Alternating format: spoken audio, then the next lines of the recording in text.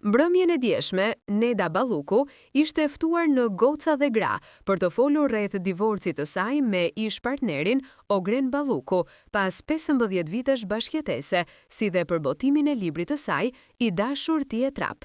Neda ishte ulur krah Rozana Radit, me të cilën pati përplasje të forta gjatë BBV, ku Rozana ishte konkurrente, ndërsa Neda opinioniste dhe dukshëm kishte hatërmbetje mes tyre. Libri del kur divorci bëhet publik, është një rastësi, e pyeti Rozana Nedën, ndërsa kjo e fundit ju përgjigj. Nga ty e pres këtë pyetje, por sigurisht që është tërësisht rastësi, sepse nuk bëhen shaka me gjërat e jetës. Unë di ta ndaj shumë mirë punën time publike dhe situatat e mia familjare. Mëtej, Rozana e pyeti Neden se si e menaxhon dashurinë e ekran, kur dashuria e saj po përballet me dyert e gjykatës, ndërkohë që është autore e një programi dashurie si Përputhen, ku mëson rinin si të dashurohet.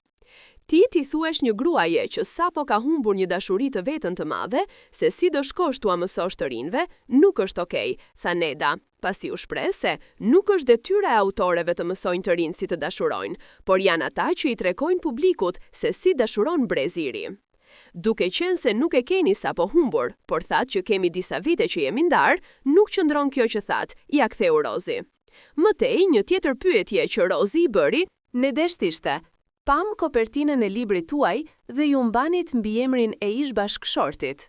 Mbrëmjen e dieshme, Neda Balluku ishte e ftuar në Goca dhe Gra për të folur rreth divorcit të saj me ish-partnerin Ogren Balluku pas 15 vitesh bashkëjetese, si dhe për botimin e librit të saj I dashur ti je trap.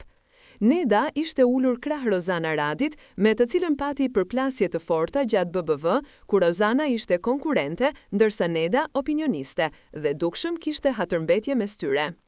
Libri del kur divorci bëhet publik, është një rastësi, e pyeti Rozana Nedën, ndërsa kjo e fundit ju përgjigj. Nga ty e pres këtë pyetje, por sigurisht që është tërësisht rastësi, sepse nuk bëhen shaka me qërat e jetës. Do vazhdoni ta mbani mbi emrin e tij? Unë mendoj që është një linjë shumë e hollë ndërmjet ndarit biseda shumë të rëndësishme dhe llafe grash. Edhe pyetja jote që sapo bëre është pak llafe grash, tha Neda duke qeshur në mënyrë ironike. Rozana, jo, mbi emri nuk është llafe grash.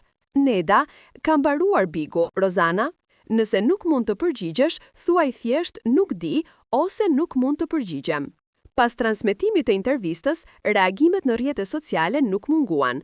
Pjesë e madhe e publikut e komentoi qëndrimin e Neda Ballukut si arrogant dhe përçmues, duke vënë në dukje mënyrën ironike dhe tonin e saj gjatë përballjes me Rozanën.